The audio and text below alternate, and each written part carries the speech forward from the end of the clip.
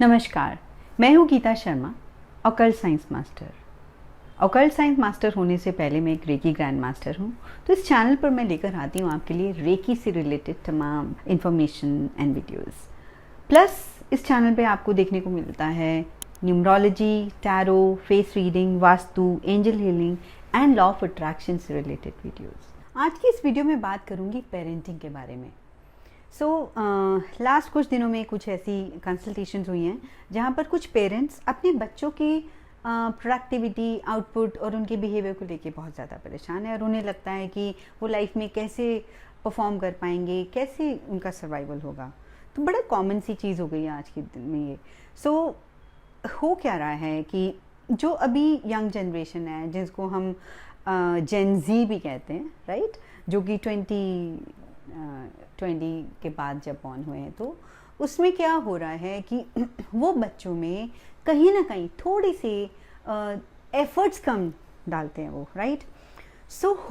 इसका रीज़न क्या है? रीज़न ये है कि आज से कुछ 10-20 साल पहले जो बच्चे बॉर्न हुए हैं उनके लिए एक बिल्कुल रेडी प्लेटफॉर्म है, फैसिलिटीज़ बहुत ज़्यादा हैं। पेरेंट्स उनको एक्स्ट्रा ओवर केयर करते हैं, they over please them, they over comfort them. तो उससे क्या होता है कि एक बच्चे की उतनी डेवलपमेंट नहीं हो पाती है, तो अपनी लाइफ के फ्यूचर को, उनके हर्डल्स को, अप्स एंड डाउन्स को फेस करने के लिए वो बच्चा अभी उतना डेवलप नहीं हुआ है, अपना प्रिपेयर नहीं हुआ है। तो एज ए पेरेंट्स हमें क्या करना है? एक छोटा सा एग्जाम्पल देती हूँ यहाँ पर कि हम सब लोगों ने मेटामॉर्फोसिस प्रोसेस के बारे में पढ़ा है। The process means turning caterpillar into butterflies. उस प्रोसेस में होता क्या है?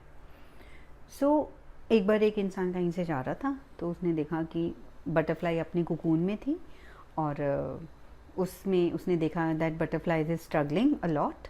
तो उसने क्या करा, उस कोकून को ब्रेक कर दिया। अब जब उस कोकून को ब्रेक कर दिया तो उसने क्या चाहा, बटरफ्लाई की हेल्प करना चाहिए।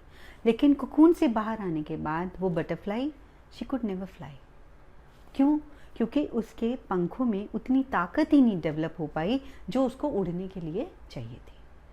ऐसा ही होता है जब हम अपने बच्चों को ओवर कंफर्ट देते हैं। एक ओवर कंफर्ट जोन देने की वजह से उनके पास ना तो चैलेंजेस आ पाते हैं, ना ही उन चैलेंजेस को फेस करने के लिए उनके अंदर एबिलिटी होती है, और ना ही वो उसको ओवरकम करके कुछ अचीव करना सीख पाते हैं।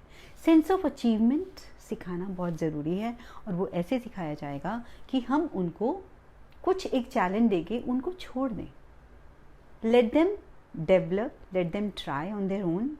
नहीं तो उन्हें कभी भी किसी भी तरह की कोई प्रॉब्लम सॉल्व करनी आएगी ही नहीं।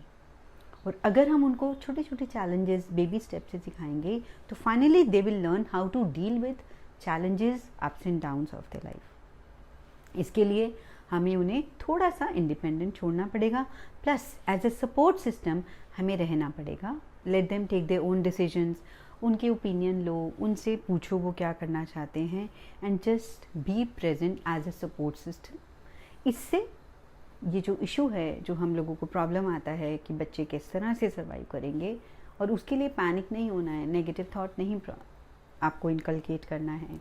अब कई बार मैंने देखा है कि पेरेंट्स बच्चों से ज़्यादा पेरेंट्स की काउंसलिंग की ज़रूरत पड़ जाती है, और जो पेरेंट्स एक्चुअल में इन सब चीज़ों के साथ बहुत ज़्यादा स्टक हैं, बिहेवियर पैटर्न, बच्चों के साथ मिसअंडरस्टैंडिंग डेवलप हो रही हैं और वो डील नहीं कर पा रहे हैं, उन्हें I would really recommend to go for recce.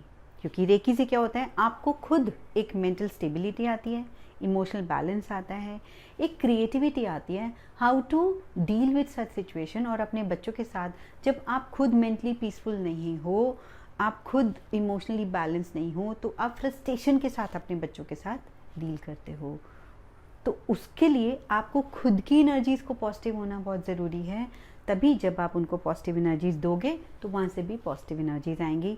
तो फिर वो बैलेंस्ड एक्सचेंज ऑफ एनर्जी होगा आपके और आपके बच्चों के बीच में, जिससे आपके इश्यूज रिजॉल्व होते जाएंगे। उनकी स्टडीज़ के लिए, मेमोरी, कंसंट्रेशन के लिए रेकी सीखी हैं, और वो पेरेंट्स अपने बच्चों के ऊपर वो रेकी टेक्निक्स यूज़ करके उनके उनके मार्क्स अच्छे, उनके स्कोर अच्छे आए हैं और प्लस उनका बिहेवियर बहुत बैलेंस होता चला गया and now they are prepared and they are.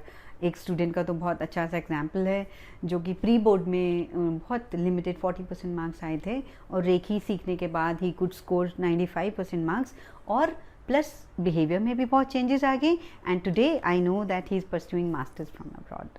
सो इस तरह के कोई भी इश्यूज़ हैं तो you can contact us. Thank you so much for watching.